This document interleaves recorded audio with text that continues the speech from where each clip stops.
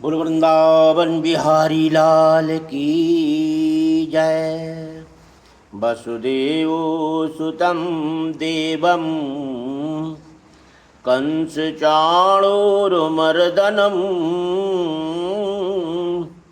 देवकी परमानंदम कृष्णं वंदे जगतगुरुम्।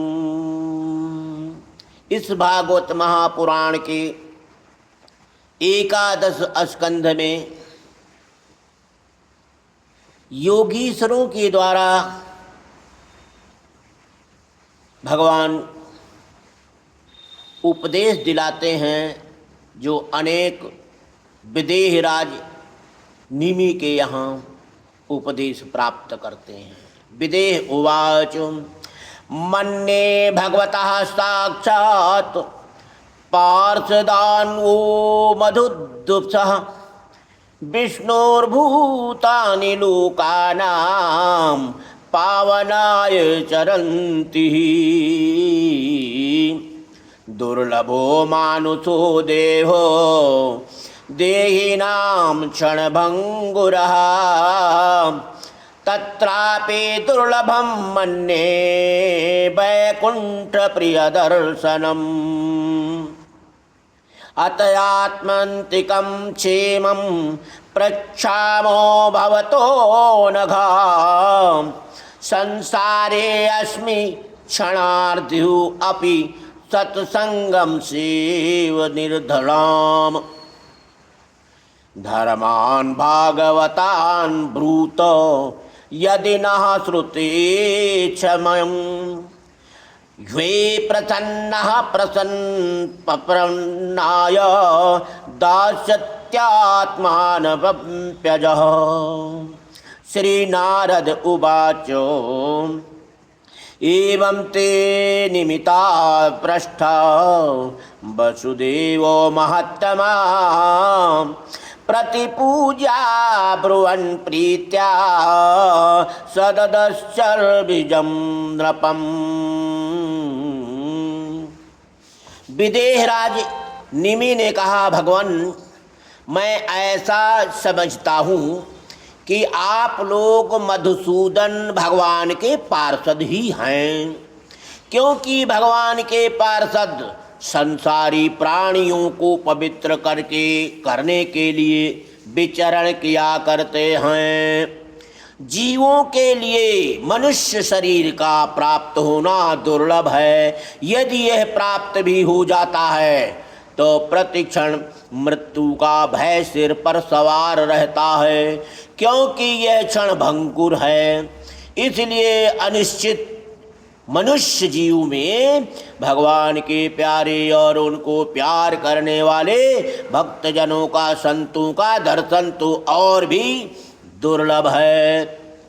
इसलिए त्रिलोक पावन महात्माओं, हम आप लोगों से यह प्रश्न करते हैं कि परम कल्याण का स्वरूप क्या है और उसका साधन क्या है। इस संसार में आधी क्षण का सत्संग भी मनुष्य के लिए परम निधि है। योगीश्वरों, यदि हम सुनने के अधिकारी हों तो आप कृपा करके भागवत धर्मों का उपदेश कीजिए, क्योंकि उनसे जन्म आदि विकारों से रहित एक रस भगवान श्री कृष्ण प्रसन्न होते हैं और उन धर्मों का पालन करने वाले शरणागत भक्तों को अपने आप तक का दान कर डालते हैं। बोलो वृंदावन बिहारी लाल की जय।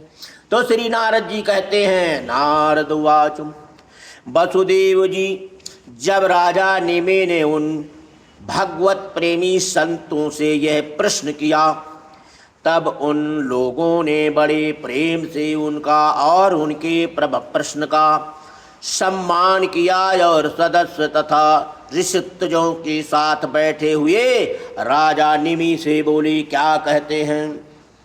पहले उन 9 योगीश्वरों में से कवि जी ने कहा, क्या कहा, राजन, भक्तजनों के हृदय से कभी दूर न होने वाले अच्युत भगवान के चरणों की नित्य निरंतर उपासना ही इस संसार में परम कल्याण, आत्यंतिक क्षेम और सर्वथा भय शून्य है, ऐसा मेरा निश्चित मत है।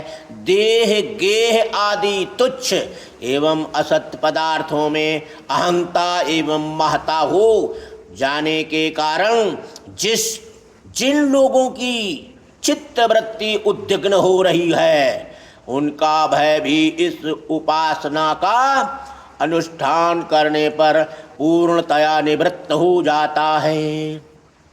भगवान ने भोले व भाले अज्ञानी पुरुषों को भी सुगमता से साक्षात अपनी प्राप्ति के लिए जो उपाय स्वयं श्री मुख से बतलाए हैं, उन्हें ही भागवत धर्म समझो। राजन, इन भागवत धर्मों का अवलंबन करके मनुष्य कभी विघ्नों से पीड़ित नहीं होता और नेत्र बंद करके दौड़ने पर भी अर्थात विधि विधानों से त्रुटि हो जाने पर भी ना तो मार्ग से स्खलित होता है और ना ही तो पतित फल से वंचित ही होता है।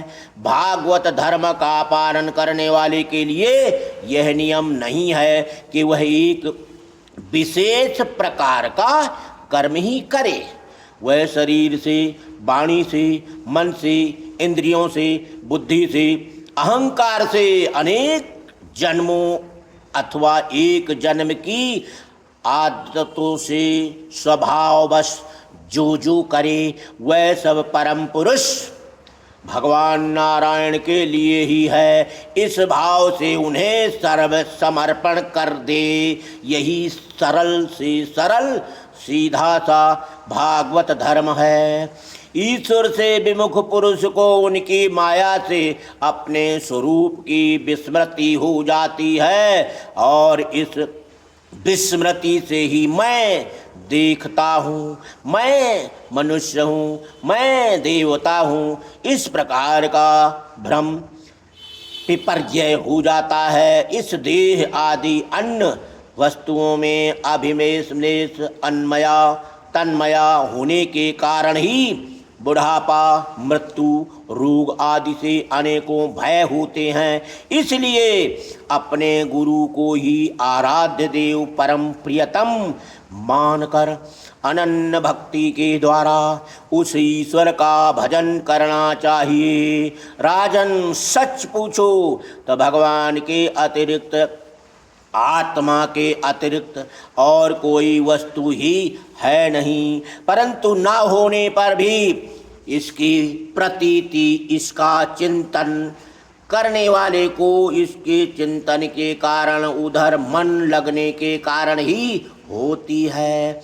जैसे स्वप्न के समय स्वप्न दृष्टि की कल्पना से अथवा जागृत अवस्था में नाना प्रकार के मनोरथों से एक विलक्षण ही दृष्टि देखने लगती है। इसलिए विचारमान पुरुष को चाहिए कि सांसारिक कर्मों के बंधन में संकल्प विकल्प करने वाले मन को रोक दे, कैद कर ले। बस ऐसा करते ही उसे अभय पद की, परमात्मा की प्राप्ति हो जाएगी। बोलो वृंदावन बिहारी लाल की जय।